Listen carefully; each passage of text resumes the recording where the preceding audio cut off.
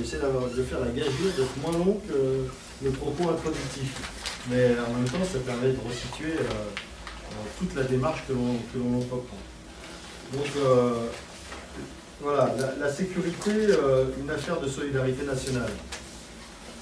Donc, comme le disait Jean-Marie, la sécurité ne peut laisser indifférent dans la ville, dans une ville, à Aulnay notamment, lors de l'enquête Ipsos menée en 2011. Pour mémoire, c'était l'enquête qui avait été menée dans le cadre des assises de la démocratie participative. Cette enquête indiquait que si 51% des Aulnaysiens qui étaient interrogés avaient répondu accorder qu'Aulnay est une ville où il fait bon vivre, 21% seulement estiment qu'Aulnay est une ville où on se sent en sécurité. Donc on voit bien déjà là que peuvent naître des contradictions dans l'analyse des sentiments de sécurité ou d'insécurité. 57% des personnes interrogées estiment également que l'amélioration de la sécurité est le domaine où doit agir prioritairement la municipalité. Enfin, concernant le vivre en tranquillité, et là aussi il y a une contradiction avec ce que je viens de dire, 54% souhaitent un renforcement de la police nationale, contre 45% qui placent au second rang le renforcement de la police de proximité, de la police municipale. Alors sur ces chiffres, j'en terminerai en évoquant le fait que seulement, ça fait plaisir d'avoir vous à côté de moi si ça le concerne, les autres dans la salle, que seulement 24% des interrogés mettent comme priorité le développement de la prévention. Voilà, tout cela doit nous faire réfléchir, bien évidemment. Alors nous, en tant qu'élus et militants communistes, nous sommes régulièrement interpellés sur ces sujets. Sans polémique toutefois, on peut constater quand même que, parce qu'on est quand même dans un échiquier politique et qu'on ne va pas se cacher la face, que la droite à Aulnay, et puis ça a été le cas de la campagne, des différentes campagnes présidentielles ou autres, joue la carte de l'ultra-sensible, qu'elle compte faire, à notre avis, son thème de campagne essentiellement pour les municipales à venir, et qu'il suffit de lire certains tracts ou communiqués qui actuellement traitent de ces sujets pour s'en rendre compte. Donc le risque est grand, à notre sens, d'une exploitation de cette thématique sans que la population n'ait tous les éléments et les clés de compréhension. Trop souvent d'ailleurs, les questions de sécurité sont déconnectées du vivre ensemble, de l'insécurité sociale, et s'articulent essentiellement sur le volet répressif, comme je viens de l'indiquer. Or, prévention, dissuasion, sanction, la lutte pour la sécurité ne saurait être efficace sans reposer sur ces trois exigences. Notre organisation politique a depuis longtemps porté les exigences d'une articulation publique de ces trois volets et dans le même temps formulé plusieurs propositions, tant au niveau national, lors de campagnes électorales, que lors des discussions de politique municipale en la matière, et notamment en participant pendant 1 an, ce qui était le cas de notre groupe, à un travail municipal sur les questions de sécurité, un travail qui était ouvert aux différentes sensibilités politiques. Alors, je vais vous donner quelques exemples. Par exemple, nous proposons, ça va étonner personne pour ceux qui ont l'habitude de lire notre tribune, l'abrogation de la loi LOPSI 2, loi sécuritaire, que nous jugeons attentatoire à nos libertés, de façon à protéger les citoyens face au fichage généralisé et à la vidéosurveillance. Nous proposons d'assurer à tous et à toutes les moyens d'une défense de qualité en élargissant et en revalorisant l'aide juridique, les indemnités des avocats présents dans la garde à vue. Alors, cette loi est pour nous un dispositif aussi anti-jeune et qui vise les familles en difficulté, et donc nous proposons de l'abroger. Nous proposons, même si ça peut me paraître déconnecté du sujet, mais je ne pense pas, une loi contre la corruption et les conflits d'intérêts pour sanctionner ce qu'on appelle la délinquance en col blanc.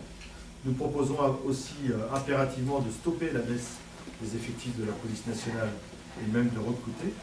Il semble que les forces de police doivent conduire leur action dans le cadre d'une déontologie fondée sur le respect des personnes et bénéficier d'une formation en ce sens et de meilleures conditions de travail.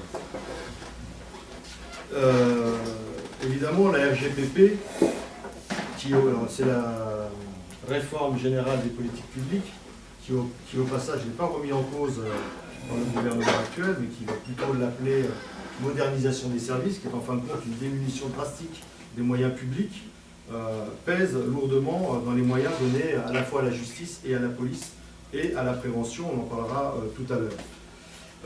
Les communes, donc il faut qu'on revoie de manière importante la répartition des forces de police sur le territoire national. Les communes populaires, on a tendance à dire comme les nôtres ou comme d'autres départements, sont aujourd'hui les premières à souffrir de la rationalisation des effectifs. Et à l'échelle des départements, un effort conséquent doit être opéré pour répondre à leurs besoins, appuyé d'un plan de construction de locaux et d'ouverture de commissariats. On y reviendra peut-être tout à l'heure. Nous proposons de redonner toute sa place à la police de proximité.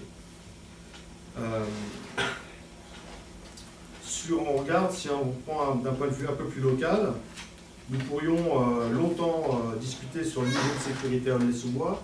Les chiffres sont donnés par les observatoires. Alors ils peuvent être interprétés de différentes façons. Certains aspects sont en augmentation, d'autres en diminution. Le type de violences ne sont pas les mêmes. C'est un phénomène qui est assez généralisé et qui n'est pas un phénomène isolé à Aulnay-sous-Bois, mais sur l'ensemble du département, et j'aurais tendance à dire, y compris sur les grandes métropoles. Alors que cette question mérite donc un débat serein et factuel, ce qui nous a poussé aussi à organiser ce débat, c'est la rédaction, notamment dans le magazine Oxygène du 4 février dernier, d'un article qui faisait suite à des diffusions de tracts et qui donnait à penser que la politique municipale en matière de sécurité était déjà toute phagocytée, je dirais, sans forcément avoir eu le débat et apporter les réponses tous ensemble. Force est de constater que les militants et élus communistes réclament depuis 2008 ce débat et que même si des discussions, des études, des modifications étaient apportées aux missions de la police municipale par exemple, il reste encore beaucoup de choses à débattre. Ce qui nous conduit aujourd'hui à ouvrir, donc, comme disait Jean-Marie, notre local à cette série de débats pour que tout le monde puisse donner son avis. Nous avons proposé, notamment, je reviens sur des propositions concrètes, d'orienter massivement la politique prévention-sécurité vers des actions de prévention et de proximité. Nous avons proposé de mettre les acteurs de la prévention au service de l'intérêt public en renforçant les moyens de la prévention spécialisée ou de la protection de la jeunesse ou de l'enfance. Et nous savons qu'aujourd'hui, par exemple, les choix budgétaires qui sont effectués au Conseil général, ou qui seraient effectués au Conseil général avec le vote du budget 2013, pourrait remettre en cause un certain nombre de moyens dans cette question de la prévention. Nous proposons donc d'orienter différemment les missions de la police municipale vers plus de proximité et d'îlotage, par de nouvelles missions moins dangereuses et en dehors des heures de risques importants, la nuit notamment. Nous souhaitons évoluer vers une police désarmée. Les questions de sûreté et de grand banditisme doivent être prises en charge par la police nationale, qui a des équipes spécifiques et formées pour cela. Et pour cela aussi, nous étions favorables à l'arrêt de mission de nuit de la police municipale. Je pourrais développer, si vous le souhaitez, sur les missions. J'ai tous les éléments dans ma sacoche, comme dirait l'autre, car nous avions dès 2009 rédigé des propositions, dont certaines d'ailleurs ont été suivies d'effet. Nous proposons que des moyens supplémentaires soient accordés à la police nationale par un retour des effectifs supprimés par les différentes politiques gouvernementales et un accroissement, ainsi que la construction d'un nouveau commissariat digne de notre ville et de notre époque. Tous ceux qui fréquentent le commissariat d'Aulnay pourront juger qu'il est scandaleux, pour ne pas dire autre chose, de voir dans quelles conditions sont accueillis les plaignants, les victimes et parfois même reçus en même temps et dans les mêmes lieux que leurs agresseurs, souvent faute de locaux appropriés. Nous proposons également de ne pas poursuivre l'aventure onéreuse et inefficace de la vidéosurveillance. Là aussi, on pourra venir dans le débat sur les coûts d'études, de faisabilité d'installation et d'entretien.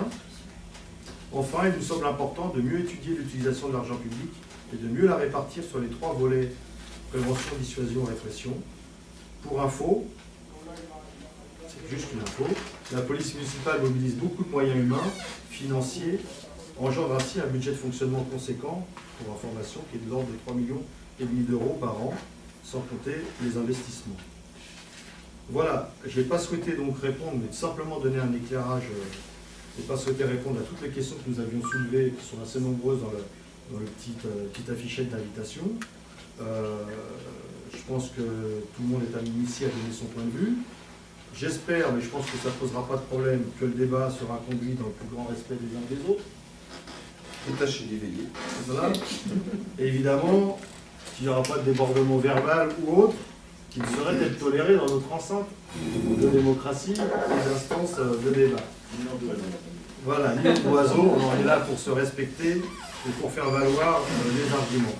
Donc je vous appelle à vous exprimer sans plus attendre, peut-être pour que tout le monde puisse savoir qui est qui, si vous prenez la parole, de vous présenter votre nom, qui vous êtes, et donc place au débat. Allons-y.